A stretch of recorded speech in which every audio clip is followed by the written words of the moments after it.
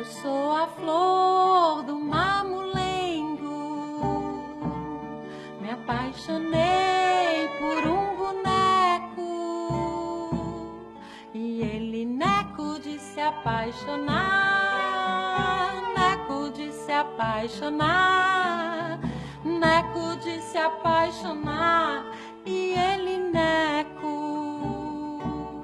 Estou com os nervos à flor do pano,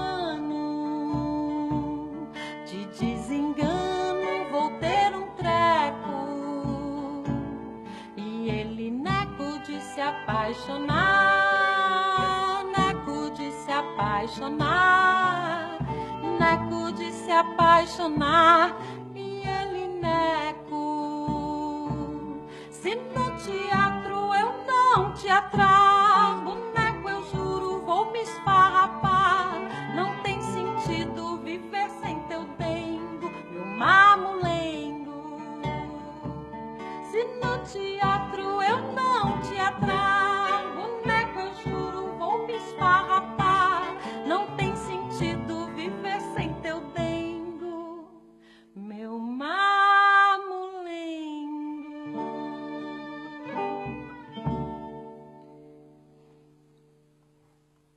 Boa tarde a todos vocês. Estou aqui hoje para falar sobre contadores de histórias. Essa conferência que eu preparei para vocês se chama Entrou por um Fio e Saiu por um Laço. Quem quiser, que dê um abraço. Bom, eu sou contadora de histórias há 30 anos. É ruim quando eu falo isso, porque aí vocês já ficam logo imaginando a minha idade, né?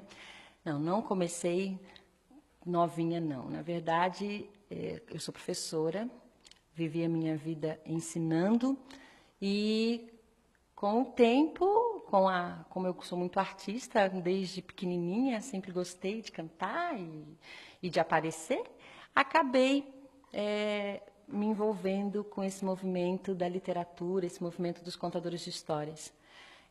E estou aqui hoje para falar sobre isso. Então, em primeiro lugar, eu queria agradecer a todo esse movimento, na verdade, essa política nacional que o Ministério da Cultura acreditou e investiu, né, reconhecendo todos os trabalhos culturais do nosso país que envolvem as comunidades com livros, com leituras e com contadores de histórias. Agradecer à ONG, proponente desse projeto, a ONG NHL, e aqui presente a pessoa de Neuza Silva, que também é uma pessoa muito querida aqui na comunidade. Agradecer porque acreditar em literatura, acreditar em livro, acreditar em história é, na verdade, um sonho. E a gente conseguir construir este sonho, a gente conseguir fazer com que esse sonho vire realidade, isso só é possível realmente dentro dos corações utópicos, dentro dos corações que transformam mesmo sonhos em realidades, e a NHL fez isso, né? Essa ONG acreditou nisso. Queria agradecer aos meus mestres queridos, aos contadores de histórias desse país inteiro, aos mestres da tradição oral, os grandes narradores, os mestres griots, que são os contadores de histórias nas suas raízes, e, em particular, a mestra que me tocou o coração, Bia Bedran, minha querida contadora de história do Rio de Janeiro, da minha terra, também sou do Rio de Janeiro, que quando eu vi pela primeira vez contar uma história, eu disse decididamente, é isso que eu quero para mim, eu quero ser contadora de histórias. Eu trouxe para vocês, para abrir esse momento tão gostoso da nossa conversa de hoje, eu trouxe um poema de Cecília Meirelles, que diz assim: o gosto de contar é idêntico ao gosto de escrever. Os primeiros narradores são os nossos antepassados, anônimos, que vivem até hoje em nossas lembranças. O gosto de ouvir é como o gosto de ler. Assim, as bibliotecas, antes de serem essas infinitas estantes com vozes presas dentro dos livros, foram vivas e humanas, rumorosas, com gestos e canções, danças entremeadas às narrativas. E é isso que é o mundo, o universo do contador de história. Nos primórdios, no começo dos tempos, os homens sentavam às beiras do fogo e ali contavam histórias, entre danças, entre cantos, entre ritmos, entre ritos. E nessa magia, nesse momento de encantamento, as histórias eram contadas. E eram deixados esses rastros nas paredes das cavernas, né? E assim foi ficando, o homem foi se tornando esse ser de histórias, esse ser que, na verdade, deixa a sua marca na vida, sua passagem pelo mundo através das histórias que ele conta e que ele registra em sua memória, nas suas células também, deixando para todas as gerações futuras. O contador de história, ele se engana quando ele pensa que ele conta história. Na verdade, o contador de história, ele é contado pelas histórias, né? Quando ele escolhe uma história para contar, na verdade, ele está se contando para as pessoas, né? Ele está se mostrando, ele está dizendo quem ele é. Porque quando a gente escolhe uma história, quando a gente tem essa identificação com essa história, a gente, na verdade, está se conectando com a nossa identidade. E isso vai sendo contado para as pessoas, né? Queria aproveitar que estou aqui na RTV Unicamp e agradecer também esse momento mágico que a RTV Unicamp está cedendo aos contadores de histórias, aos agentes de leitura, né, esse momento mágico de entrar em contato com o encantado que vive em nós, né? Com esse momento de permitir que o livro, que as histórias, que os narradores possam se fazer presentes, possam se fazer mágicos nesse momento. O nosso querido Paulo Leminski também tem uma poesia que eu gosto muito, e que, como eu vou agora falar sobre os símbolos das histórias, eu queria falar um pouquinho, trazer um pedacinho, na verdade, desse poema para vocês. Ele diz assim: disfarça, disfarça, disfarça, gente, disfarça que tem gente olhando. Uns olham para o alto, cometas, luas, galáxias. Outros olham de banda, lunetas, luares, sintaxes. De frente ou de lado, sempre tem gente olhando. Olhando ou sendo olhado. Raros olham para dentro. Já que dentro não tem nada, apenas esse peso imenso, a alma, esse conto de fadas. Queria conversar um pouquinho sobre esse momento da fantasia, o que é isso, o que isso representa para as crianças, esse momento da fantasia, né? Que linguagem é essa? Eu me lembro que eu ouvi uma vez o Rubem Alves falar sobre essa questão da simbologia, né? Então, ele dizia assim, ele apresentava um copo, e ele dizia, o que é isso? E todo mundo dizia, é um copo. E ele dizia, não, não é um copo. Este copo, na verdade, é um símbolo, porque eu ganhei de minha avó. Na minha casa fica na minha estante, na minha cristaleira. Toda vez que eu olho para o copo, eu me lembro da minha avó. As histórias são assim, elas são feitas de símbolos. E esses símbolos, eles nos reportam para dentro, uma viagem para o mundo interno, uma viagem para dentro de nós mesmos, né? Quando a gente conta uma história para as crianças, ou para os jovens, ou para os adolescentes, a gente permite que esses momentos sejam abertos, a gente permite que as crianças consigam fazer essas projeções. O Bruno Bettenheim, no livro A Psicanálise dos Contos de Fada, ele diz assim, que a fantasia é para a nossa mente, para a nossa psique, a fantasia é um escape, uma recuperação, um consolo. Então, a gente precisa estar em contato com a fantasia, porque viver é isso, né? A vida não é fácil, a vida não é um mar de rosas. O que torna a vida mais fácil é a capacidade que a gente tem de fantasiar, e a gente faz isso o tempo todo. Quer dizer, nós estamos o tempo todo constantemente fantasiando. Se a gente está, por exemplo, assistindo uma novela, né, que está contando uma história, essa novela, na hora que conta uma história, você está se projetando. Então, você está ali, você está vivendo a mocinha, você está vivendo o mocinho, você está vivendo aquelas angústias, você está vivendo aquelas dores, né? E aí, o que acontece? Quando você se projeta nisso, você se entrega àquela trama, e aquela trama tem que te levar para um final feliz, que é o momento que você vai ter, né, a sua recuperação das suas angústias. Que é por isso que ele diz que recupera, né? Quer dizer, traz um consolo, traz uma recuperação. Então, por exemplo, algumas histórias que não têm final feliz, ou quando esses vilões, né, tem um final feliz, quer dizer, um final não esperado, que ultimamente tem acontecido isso, né, nas histórias que a gente tem visto, a gente fica com um incômodo dentro da gente, né? O cinema descobriu isso também. O cinema resolveu não matar os vilões, porque aí ele faz o filme 2, o filme 3, o filme 4, e a gente vai assistindo todos os filmes na expectativa de uma hora a gente ver esse vilão ser destruído, né? Me lembro que meus filhos assistiam a Caverna do Dragão.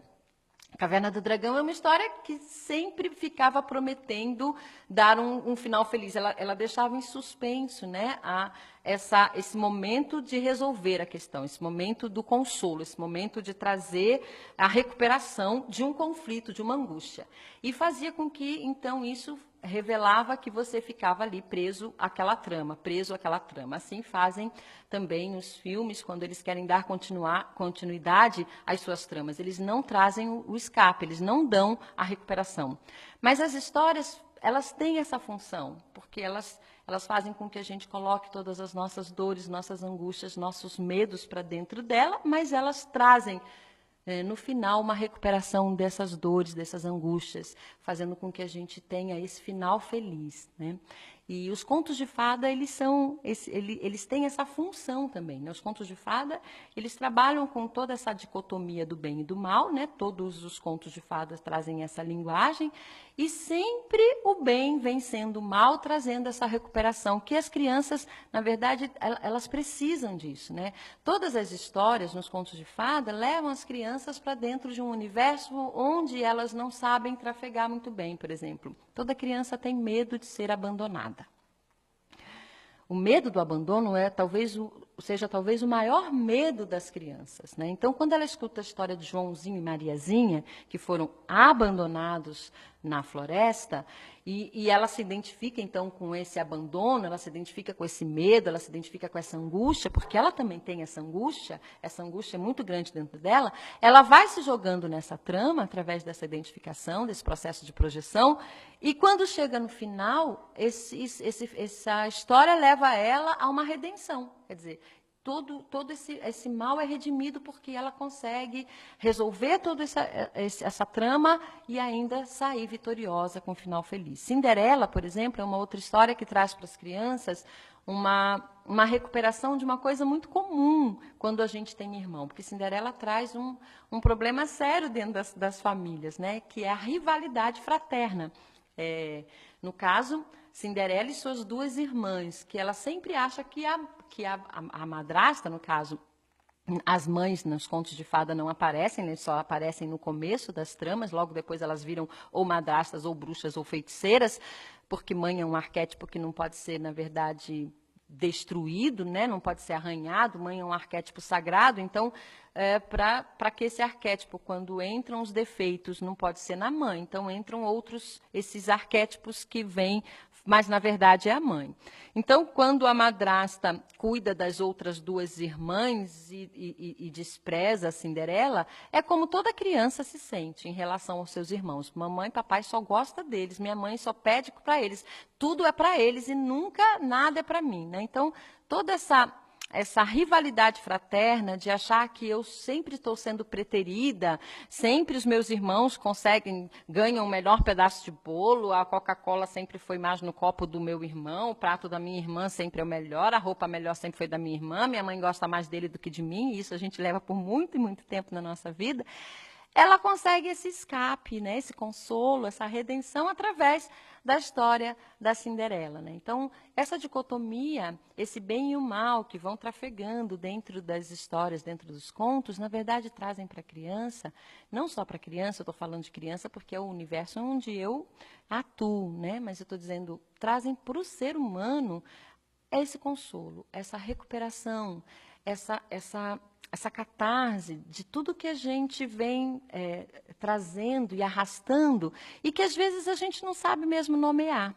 É muito difícil nomear, né? As crianças, então, não sabem mesmo nomear. E o adulto, muitas vezes, também não sabe nomear o que está sentindo. Mas aí vem uma história e traz um alívio, e ele não sabe nem de que, nem por onde, mas traz uma catarse, traz um alívio. Porque nós somos esses seres, nós somos seres simbólicos. E as histórias, elas invadem esse universo, o universo dos símbolos, o universo da magia, da sedução.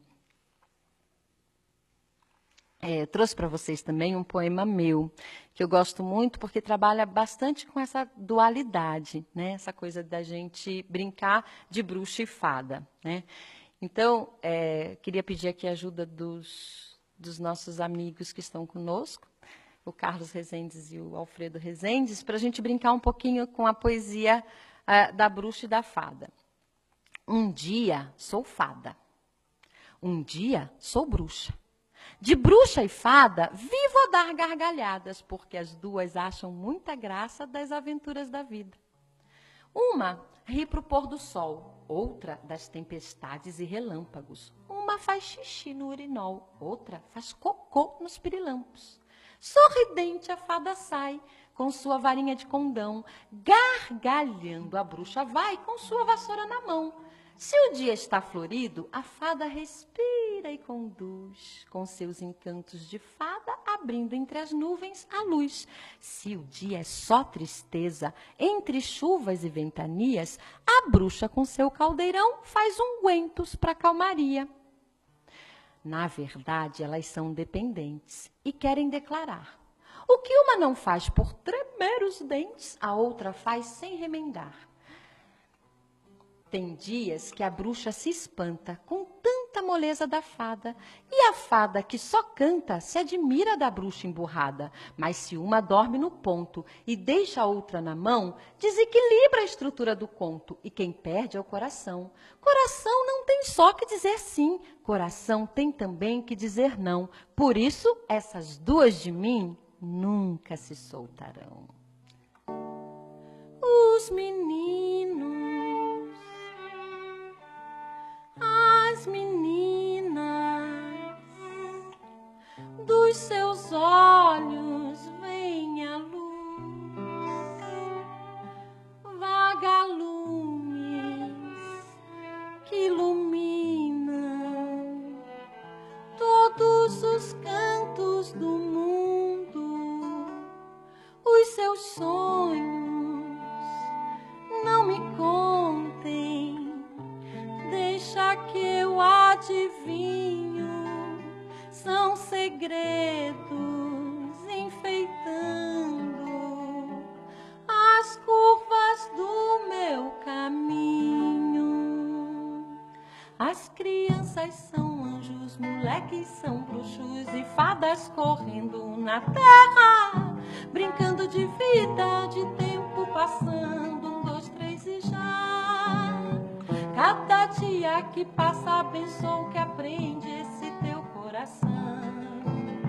A criança é bonita, ela é de São Cosme e de São Damião.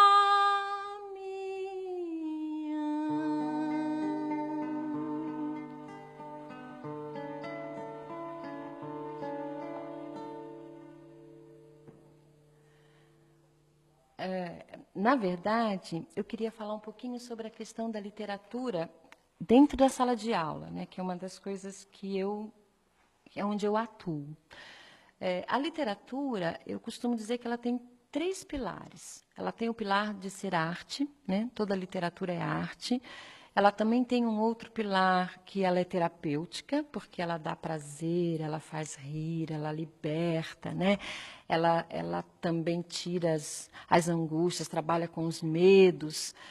Então, ela também é terapêutica e ela é didática, né? Ela é pedagógica, ela ensina a criança, através da literatura, a criança aprende a ler, a criança aprende a escrever, ela domina vocábulos, ela domina a língua materna. E a gente precisa entender a literatura dentro dessa composição, né? Não dá para a gente pensar só ela como arte, né? Não dá para a gente pensar ela só como material didático, nem dá para pensar ela só dentro de um consultório como terapia. Ela não tem como ser dividida disso, ela é isso, ela é arte, ela dá prazer, ela traz alegria e ela ensina. né? O que a gente, às vezes, desequilibra um pouquinho essa questão da literatura quando ela entra dentro da sala de aula, é que, às vezes, ela fica só com o contexto de ensinar e perde um pouco da leveza de ser um componente artístico, né? Ou ela fica com o contexto de ser terapêutica, apenas de dar prazer, revigorar, fazer com que as crianças se sintam mais alegres e perde o contexto de ser educativa, né? Então, o que a gente não pode é perder de vista que ela tem que estar sempre com esses 3 pilares para que ela possa estar com o corpo dela, né, ereto dentro da sala de aula, esses 3 pilares estarem sempre sendo pensados, né? Quer dizer, a estética, a literatura enquanto estética, enquanto arte, a literatura enquanto didática, enquanto uma ferramenta que eu vou ensinar, e aquela coisa terapêutica que vai realmente dar prazer e vai libertar, e vai encantar, e vai fazer com que a gente lembre e sonhe dos momentos que vivemos na hora que tivemos aquele contador de história ou aquele livro tão importante na nossa vida. Frei Beto dizia: São Domingos, meu padroeiro, recomendava a seus frades vida modesta, mas nada de economizar em livros. Seria burrice. Quem lê sabe mais, viaja sem sair do lugar, adquire visão mais profunda dos fatos da vida. Então, na verdade, a gente entender que a literatura ela tem esse potencial de nos fazer entender da vida, nos fazer entender dos nossos medos, nos fazer mergulhar dentro de nós mesmos, né? Fazer com que nos conhecemos e fazer com que possamos conhecer o outro, né? Porque, na verdade, não tem como a gente contar, estou falando do contador de história, né? O contar histórias sozinhos, a gente sempre precisa do outro. A brincadeira do contar histórias, ela sempre vai ser na brincadeira com o outro, né? E outra coisa, né? A literatura enquanto livro, ela também não permite a solidão, porque mesmo que você esteja sozinho com o seu livro, você está dentro, né, imerso daquele universo de todos os personagens, de toda aquela trama, de toda aquela história, que na verdade é a tua companhia, né? Então, quem lê nunca padece de solidão, né? E quem conta a história também, porque não tem como contar a história para si mesmo, né? Sempre o outro precisa ser o meu ouvido, sempre o outro precisa ser o meu olho, sempre o outro é meu espelho, né? Que vai emprestar os seus sentidos para que eu possa dizer quem eu sou. E eu sempre digo quem eu sou através de uma história. Hoje, eu tive numa escola e, a pedido da diretora, ela queria que eu cantasse uma música, que era uma música, ela estava inaugurando um espaço encantado para as crianças, que se chamava Encanto da Natureza. E era um espaço onde os pássaros vinham para cantar, e tinha muitos passarinhos, e ela queria que eu cantasse uma música que assim, bem te vi, bem te vi. E aí, para eu cantar essa música, eu falei, bom, mas eu vou cantar essa música, eu tenho que pensar numa história. E aí eu acabei criando. Ontem à noite mesmo eu criei uma história, vocês vão conhecer agora de primeira mão essa história. Então, eu vou contar um pedacinho da história, se vocês quiserem fazer um acompanhamento musical na história. É assim, no reino encantado, vivia uma princesa belíssima. Ela era muito, mas muito bela, mais bela que a luz da lua e as estrelas, todas juntas. Mas junto de sua beleza, havia uma maldição. A princesa, ela era tão bela, que quem olhasse para ela, imediatamente cegaria. Então, ela vivia muito sozinha. Apenas as pessoas do castelo podiam conviver com ela sem cegar, porque uma feiticeira tinha conseguido fazer com que esse feitiço fosse quebrado no lugar onde ela vivia. Mas ela não podia sair às ruas, ela não podia ir para lugar nenhum, porque todo lugar que ela fosse vista, as pessoas iriam cegar com a tamanha beleza que ela possuía. Acontece que naquele reino tinha um jovem rapaz. O sonho da vida dele era ver a princesa. Ele sabia da maldição. Ele sabia que se ele olhasse para a princesa, ele ficaria cego.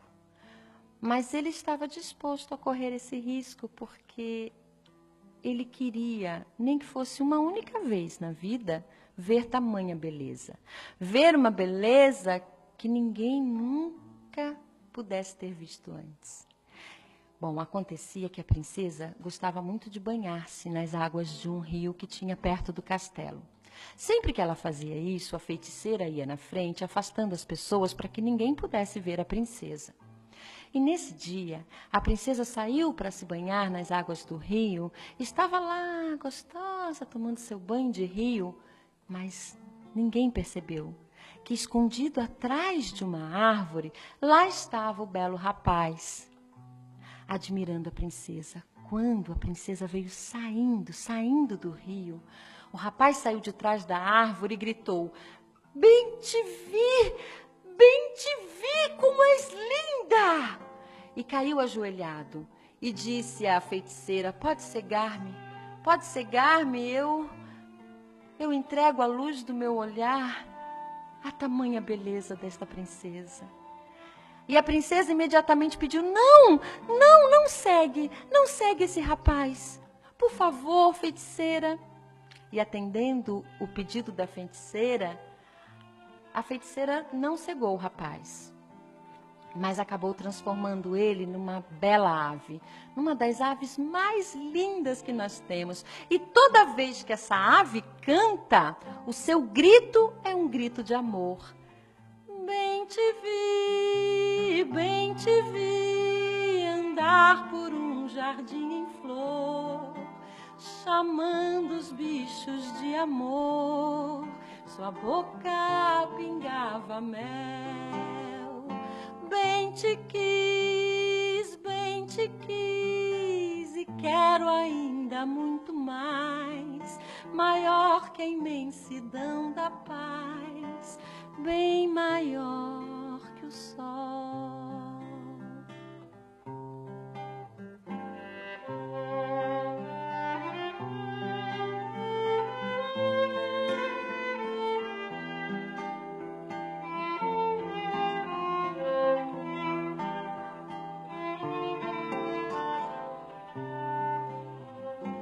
Bem te vi, bem te vi, bem te vi, bem te vi.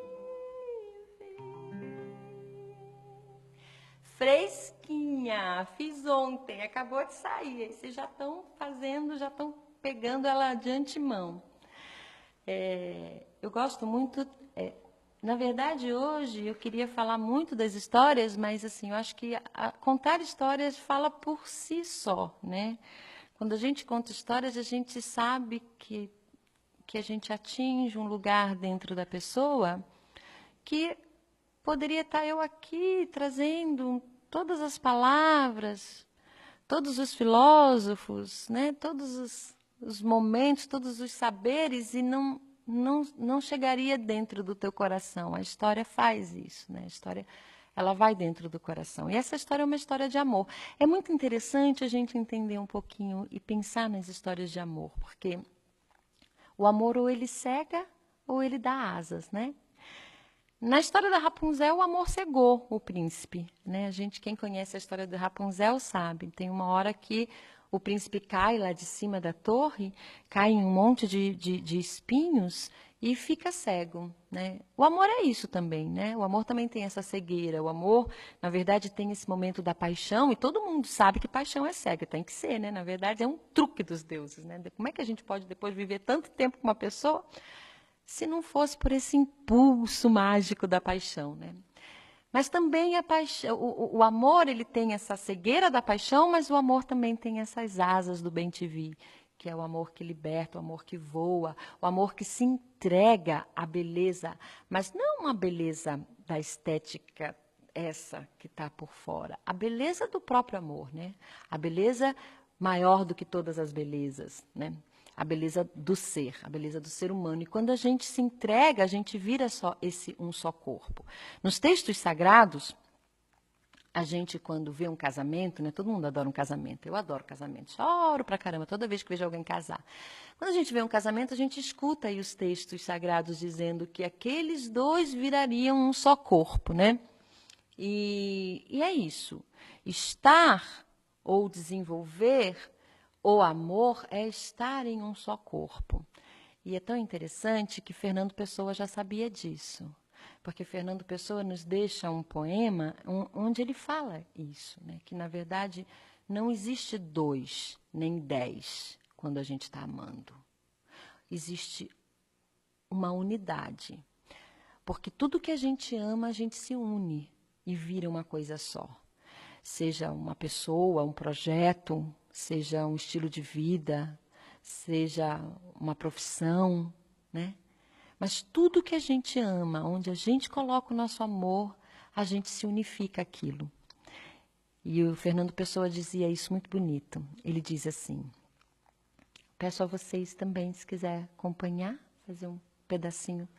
Ele diz assim, conta a lenda que dormia uma princesa encantada, a quem só despertaria um infante que viria de além do muro da estrada. Ele tinha que tentado vencer o mal e o bem, antes que já libertado deixasse o caminho errado pelo que a princesa vem. E a princesa adormecida se espera, dormindo espera. E mesmo que seja obscuro tudo pela estrada fora e falso, ele vem seguro. E vencendo estrada e muro, chega onde em sonho ela mora. E ainda tonto do que houvera, com a cabeça em marisia, ergue a mão e encontra Hera. E vê que ele mesmo era a princesa que dormia. Olha que lindo. Na verdade, a gente vê que nós somos o outro, né? O ser amado e nós nos unificamos. Que não existe isso, né? Não existe essa dualidade. Os contos de fadas também trazem isso de uma forma muito bonita, porque eles trazem sempre um príncipe e uma princesa se casando. Me lembro que em algumas vezes, em algumas escolas, contando algumas histórias, eu ouvi alguns professores dizerem assim, não, mas eu não gosto de contar conto de fada, não, porque as crianças aqui, os pais são separados, a maioria os pais são separados, e nos contos de fada o príncipe casa com a princesa e é feliz para sempre, a gente sabe que isso não existe, essa felicidade para sempre. E aí eu explico, não é um homem e uma mulher se casando. Na verdade, quando o príncipe e a princesa se casam, é você casando consigo mesmo, né? É o nosso lado masculino casando com o nosso feminino, yin e yang, positivo, negativo. É a nossa condição de dualidade encontrando a unidade. Porque é isso que a gente busca o tempo todo, né? A própria mitologia traz no nascimento dos seres que Zeus cortou o ser único em 2 pedaços, em 2 metades. E a gente vive aí buscando a nossa outra metade, né? Essa tentativa dessa alma gêmea, desse outro ser, dessa coisa que me falta. O que me falta, na verdade, não é a minha outra metade. O que me falta sou eu mesmo, né? Quer dizer, o outro vai permitir que eu construa isso em mim. O outro vai permitir que ele, sendo o meu espelho, que eu construa essa parte que me falta, aonde eu vou encontrar essa unidade. E essa unidade sempre está nesses pedacinhos multifacetados de pessoas que convivem conosco. E é por isso que, na verdade, é tão bonito quando um príncipe se casa a uma princesa e vivem felizes para sempre. E é por isso que quando a gente vai no cinema ver uma história de amor, e essa história de amor termina de forma desastrosa, a gente sai faltando um pedaço da gente, né? A gente sai com um baita de um desconforto.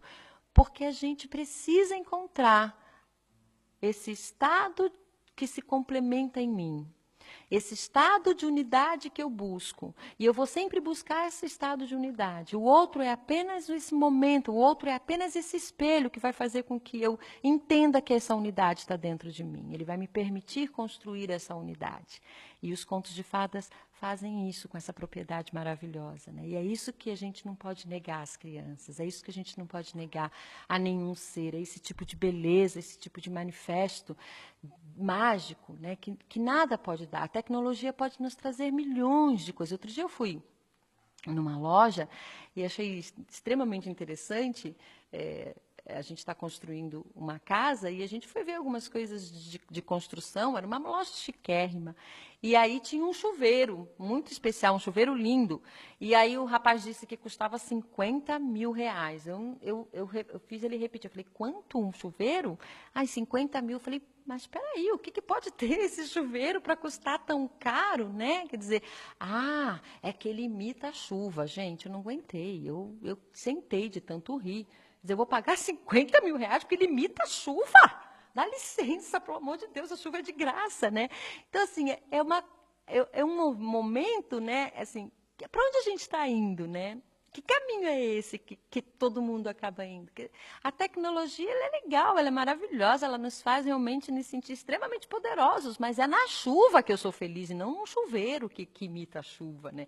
Então é na chuva que eu me sinto, a minha condição humana. É na música que eu sinto a minha condição humana, é na poesia que eu sei que eu sinto a minha condição humana. É no olhar de uma criança, quando eu faço uma roda, é quando eu bato um tambor, é quando eu canto, é quando eu me entrego, né? Então a gente pode ter muito desenvolvimento tecnológico, né?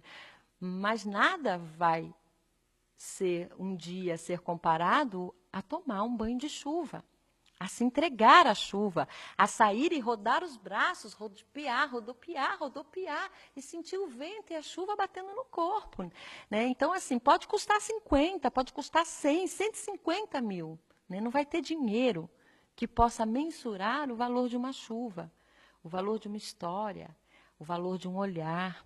Outro dia uma professora perguntou para mim assim, Suzana, mas você conta história, você sabe cantar, né? Então, assim, e quem não sabe cantar? Eu falei, bom, quem não sabe cantar, conta sem cantar.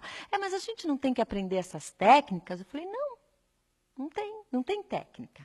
Não existe técnica para se contar uma história. A única coisa que eu, enquanto contadora de história, durante tanto tempo, tenho é assim, goste da história. Conte uma história do fundo do seu coração. Goste dela. Conte uma história que você se apaixonou por ela. Conte uma história, porque na hora que você se apaixonou por uma história, na verdade, há uma identificação. Você está se contando ali, você está se permitindo que as pessoas saibam quem é você. Você está se abrindo às pessoas, né? Você está colocando seu coração na roda. E esse é a única coisa que faz a diferença entre uma história bem contada e uma má contada. Quer dizer, uma história bem contada é uma história que você conta com o coração, uma história que sai de dentro do peito, uma história que você se identificou. Não precisa ter técnica, né? Precisa saber, não precisa se pendurar num lustre, não precisa fazer, né, pirofagia para contar uma história, né? A história, na verdade, ela é um momento de entrega. E todo momento de entrega é único. Nunca você vai ter uma técnica para que se estabeleça como é que se pode ser esse momento de entrega. É como o beijo, né? Quer dizer, como é que pode? Existe técnica? O beijo é um momento de entrega. Cada um, quando se entrega ao ser amado, vai se entregar inteiro, da sua forma. E como que é esse inteiro, né? É lógico que tem inteiro que é pela metade, a gente sabe disso, né? Tem gente que morre de medo de se entregar. Esse que morre de medo de se entregar vai ter medo também na hora de contar a história. E a história não vai vir inteira, vai vir só metade, vai vir metade da história, porque tem medo de se entregar, tem medo do outro, tem medo do olhar do outro, né? O Rubem Alves também diz uma frase que eu gosto muito, ele diz, os olhos dos outros têm ferrões, né? E a gente morre de medo dos ferrões dos olhos dos outros, né? Então, esses olhos com ferrões acabam deixando a gente com medo dessa entrega. Mas não tem segredo, né? O segredo é se apaixonar pela história. E, ao mesmo tempo que se apaixonar pela história, ser apaixonado por aquele que você está contando a história, né? As histórias são isso, são histórias de amor. Eu trouxe uma outra história para vocês também que eu gosto muito, que é uma história que foi muito premiada no mundo inteiro. É a história de Eliardo França, o rei de quase tudo. Aliás, eu queria dizer para vocês uma coisa que me fez muito feliz quando eu soube. Os nossos escritores brasileiros são os mais premiados no mundo inteiro, né? Escritores de literatura infanto-juvenil. E outro dado também que eu fiquei muito feliz de saber é que os índices, né, de leitura, né, de leitores no Brasil estão, sabe onde? Entre as crianças. As crianças são os maiores leitores do Brasil. Isso significa que os contadores de histórias andam fazendo um trabalho muito bem feito, né? Que esses 30 anos de contação de história realmente têm dado esse resultado de fazer com que hoje nós temos um público de leitores, e é o maior público de leitores que nós temos no nosso país. São as crianças e os jovens, né? Então, isso é muito bom, isso é muito legal.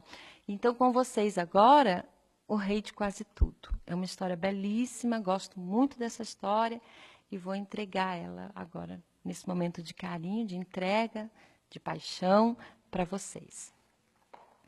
Era uma vez um rei.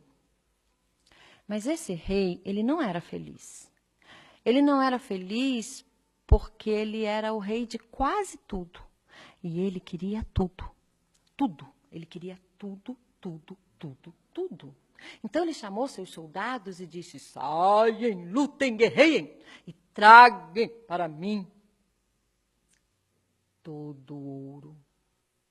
Eu quero possuir todo o ouro deste planeta. Os soldados saíram, lutaram, guerrearam e trouxeram para o rei todo o ouro. Agora o rei tinha todo o ouro do planeta. Será que ele é o rei de tudo? Continuava sendo o rei de quase tudo. E aí pediu mais: saiam, lutem, guerreiem e tragam para mim todos os exércitos. Eu quero possuir todos os exércitos. Os soldados saíram, lutaram, guerrearam e trouxeram para o rei todos os exércitos. Agora ele tem ouro e exércitos. Será que ele é o rei de tudo? Ainda não. Continuava sendo o rei de quase tudo. E ele gritou: saiam, lutem, guerreiem, tragam para mim todas as terras. Eu quero possuir todas as terras. Os soldados saíram, lutaram, guerrearam e trouxeram todas as terras. Agora ele tem ouro, terras e soldados. Será que ele é o rei de tudo? Ainda não. Ele quis mais. Ele quis o domínio da natureza. Ele quis todas as flores. Ele quis todos os frutos. Ele quis todos os pássaros. Ele quis todas as estrelas do céu e ele quis o sol.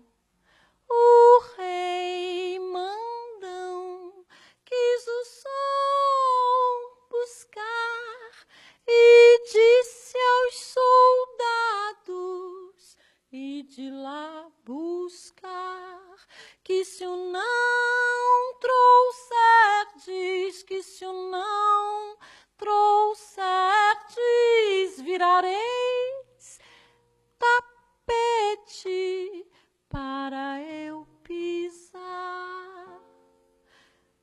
Bom, é bem verdade que ele tinha todas as flores, mas ele não conseguia mandar, ter domínio do perfume das flores. O perfume das flores continuava livre. É bem verdade que ele tinha todos os frutos, mas ele não tinha o poder sobre o sabor dos frutos. O sabor dos frutos continuava livre. É bem verdade que ele tinha todos os pássaros, mas ele não conseguia mandar, nem ter domínio, nem ter poder sobre o canto dos pássaros. O canto dos pássaros continuava livre. Ele tinha as estrelas, mas ele não tinha nenhum domínio do brilho delas. E é verdade, ele tinha o sol, mas ele não mandava nem desmandava no calor do sol. O calor do sol continuava livre. Então, ele continuava sendo o rei de quase tudo. Ai, ele foi ficando tão triste. Ele foi ficando tão triste. Ele saiu andando pelo seu reinado e descobriu que o seu reinado era muito triste, igualzinho a ele. As pessoas eram tristes. No reinado dele não tinha sol, não tinha estrelas, não tinha flores, não tinha frutos, não tinha pássaros. Nossa, era uma tristeza tão grande, tão grande, tão grande, que o rei, no meio daquela tristeza, o rei não quis mais nada. mais nada, mais nada, mais nada. Mandou soltar os pássaros, as flores, os frutos, as estrelas, o sol, os soldados, o ouro, as terras. O rei não quis mais nada. E o rei, nesse momento, ele sentiu uma coisa que ele nunca tinha sentido antes. Nesse momento em que o rei não quis mais nada, ele sentiu a paz. E tendo paz, agora ele tem tudo. A paz invadiu o meu coração. De repente me encheu de paz, como se o vento de um tufão arrancasse meus pés do chão.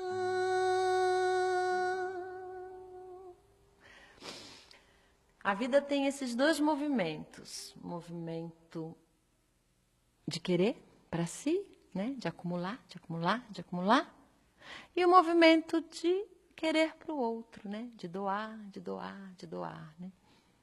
E essa história retrata esses dois movimentos, né? E é extremamente importante, principalmente nos dias de hoje, onde as crianças e os jovens, os adultos também, entendem que, na verdade, a gente precisa ter, para ser, né? E a gente sabe que é o contrário, a gente precisa ser, para ter. Mas é uma inversão que a gente tem aí, né? Na verdade, Platão já dizia isso no mito das cavernas, a gente está de costa para a luz, a gente está vendo sombras nas paredes da caverna e está achando que é aquilo, né? Que o mundo é isso, o mundo é feito dessas sombras.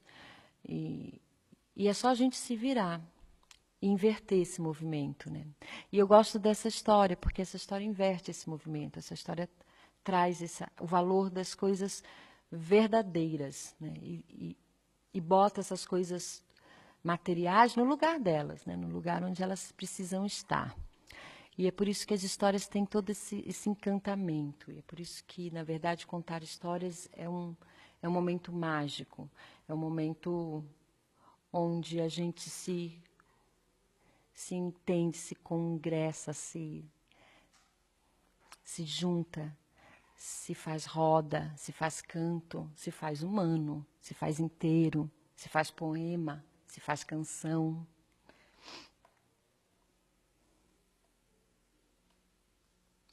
Tem um outro poema que eu trouxe para vocês, também eu estou trazendo sempre pedacinhos, né? Na verdade, por conta de espaço. O espaço, a gente sabe que o espaço da TV é um outro tempo, é um outro ritmo, né? Mas eu gosto muito desse poema da Natália Correia. E olha como ele é belo. E ele, na verdade, para mim, é um tratado à poesia, um tratado ao poeta, um tratado à estética. A primeira vez que eu ouvi me fez muito bem, me percebi o quanto que eu estava desalimentada, né? A nossa alma está sempre precisando de mais, né? Um poço sem fundo, a gente está sempre precisando de mais, sempre precisando de mais. E ela diz assim: senhoras e senhores, sou um poeta. Um multipétalo uivo, um defeito. E ando com a camisa de vento ao contrário do esqueleto. Sou um vestíbulo do impossível, um lápis de armazenado espanto e, por fim, com a paciência dos versos, espero viver dentro de mim. Sou uma imprudência à mesa posta e de um verso onde eu possa escrever, subalimentados do sonho, a poesia é para comer, é para comer. Vamos nos alimentar de sonhos, vamos nos alimentar de histórias, vamos nos alimentar de fantasias, vamos alimentar nossas almas. A gente já teve aí o tempo onde foi necessário sairmos em busca de conseguir o espaço do chão, né? O homem precisava demarcar territórios. Depois o homem precisava trabalhar muito para poder desenvolver todas as tecnologias. Não tinha máquina de lavar, dá para pensar como que a gente vivia sem isso? E aí as tecnologias todas chegaram, estão aqui, vão continuar chegando, para nos dar esse tempo, para nos dar o tempo do sonho. A gente não precisa mais trabalhar tanto. Eu mesma, quando comecei a trabalhar, trabalho desde muito cedo, comecei a trabalhar com 13 anos, trabalhava 11, 12 horas por dia, e conforme fui crescendo, fui acompanhando o movimento da sociedade, indo de encontro a diminuir um pouco as horas de trabalho. A tecnologia está trazendo para a gente a melhor ferramenta para mim, para o ser humano, que é o tempo livre. E o que a gente vai fazer com o tempo livre? A gente vai sonhar. Ó, subalimentados do sonho. A poesia é para comer, a história é para comer, o livro é para comer. No tempo em que eu era contadora de história dentro de uma escola, os livros, eles eram todos marcados e eles eram considerados patrimônio, bem patrimonial da escola. Não era bem de consumo, era bem de patrimônio. Tinha que ficar alto em lugares que não pudessem ficar nas mãos, porque aquilo não podia se perder, imagina. Não era um bem de consumo.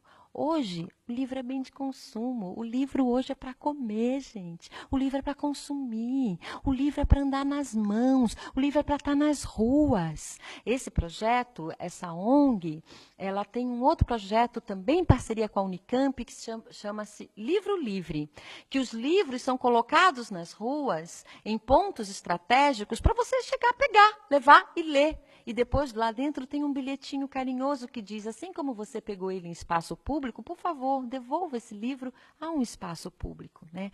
Os livros são para circular. O contador de história, griot, que significa contador de história, a tradução é sangue que circula. O sangue tem que circular. A poesia tem que circular. As histórias têm que circular. Né? O livro tem que circular.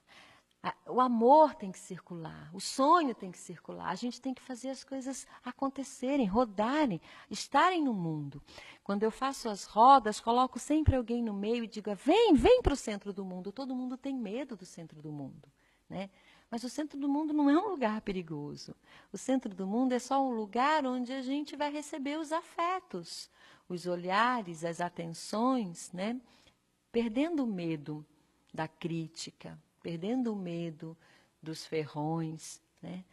E estar em contato com o centro do mundo. Não para ser o melhor, não existe isso. A gente precisa caminhar em direção dessa percepção que não tem ninguém melhor que ninguém. Nós somos todos diferentes, cada um com seus talentos, cada um sabendo fazer suas coisas.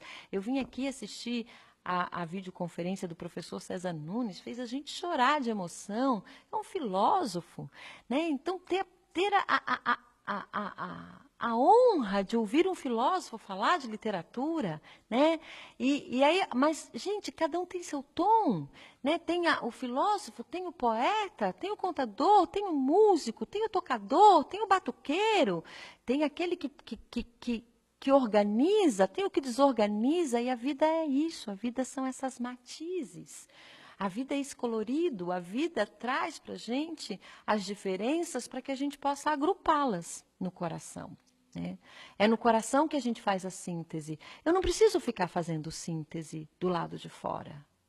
Eu não preciso estar sempre entre os iguais, achando que isso é minha tribo, estou na minha tribo. É na síntese. A síntese eu faço no coração. Eu preciso estar entre os diferentes, eu preciso estar entre todas as diferenças, né?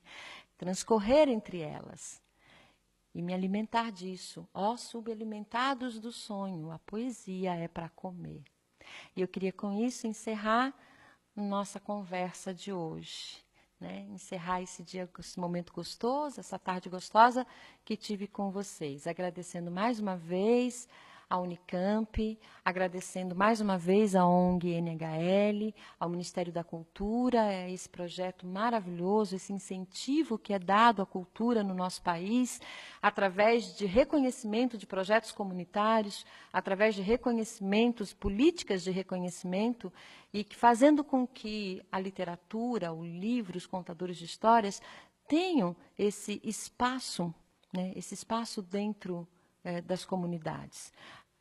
Um espaço incentivado, um espaço reconhecido. Né? Que bom que nós temos políticas hoje que reconhecem esse tipo de trabalho.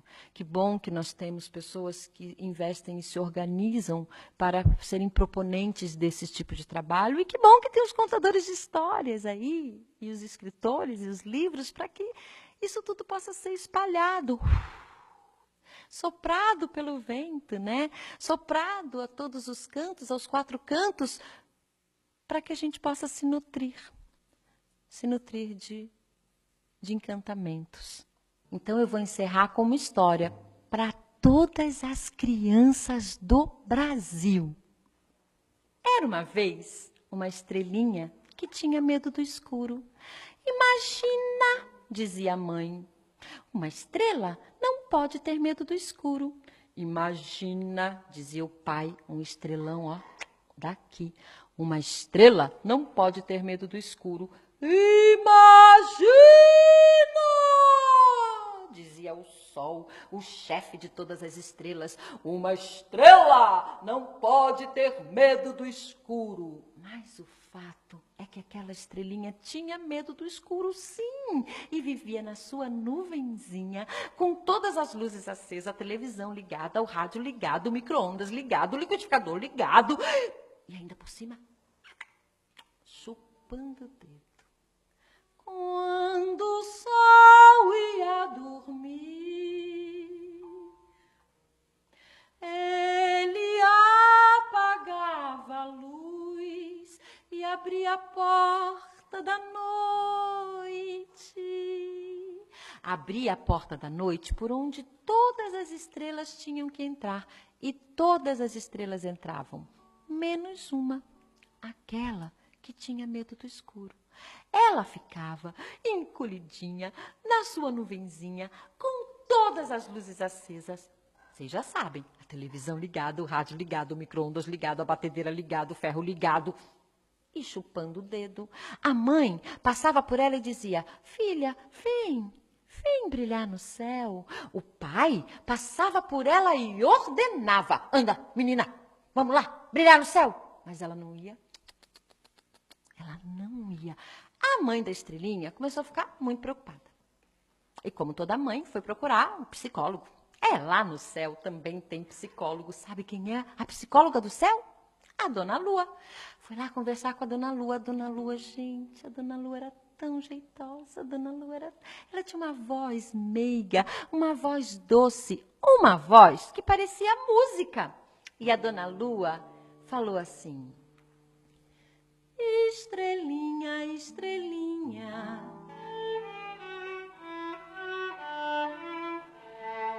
vem brilhar no céu.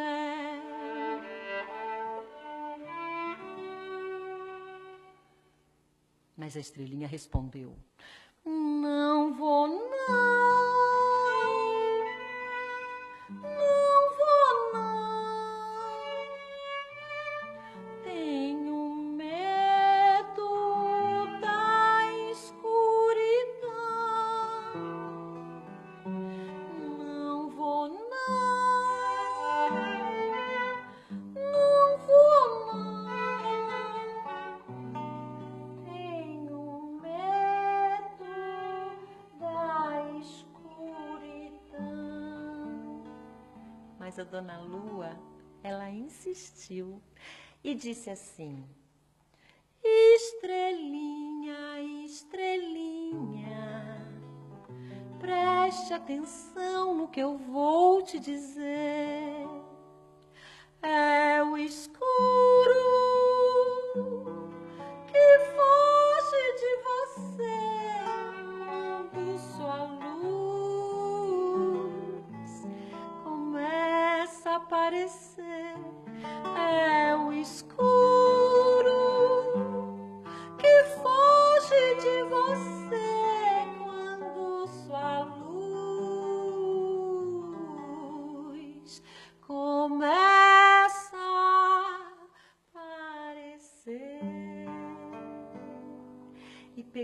estrelinha pela mão e abriu a porta da noite.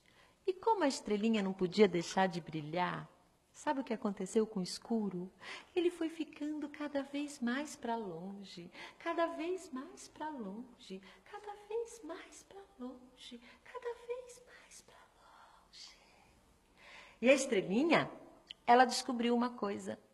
Quando a gente tem luz no coração, precisa ter medo do escuro? Não.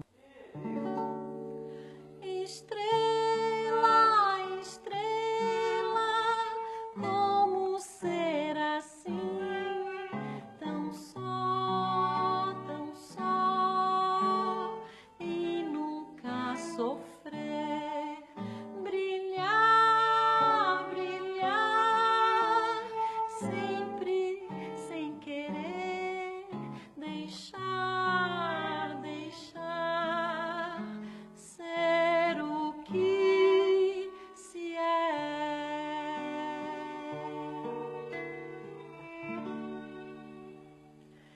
Eu vou me embora na despedida, dona da casa de lembrança ao meu amor. Eu vou me embora, dona da casa, e pra quem fica eu deixo um cheiro de flor. Eu vou me embora na despedida, dona da casa de lembrança ao meu amor. Eu vou me embora, dona da casa, e pra quem fica eu deixo um cheiro de flor.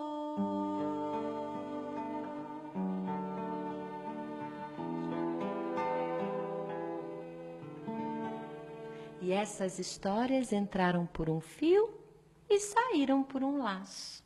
E nós deixamos para vocês um grande abraço.